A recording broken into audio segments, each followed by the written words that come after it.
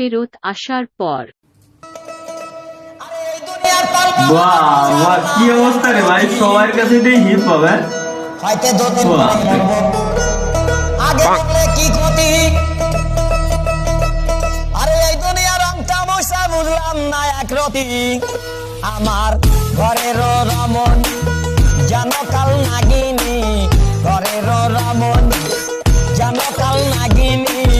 সুযোগ পাইলে কিছু ছাড়লো না রে, আমি পারি না আর পারি না, আমি কেন মরি না আজরাইল কি চিনে না আমারে গো, আমি পারি না আর পারি না।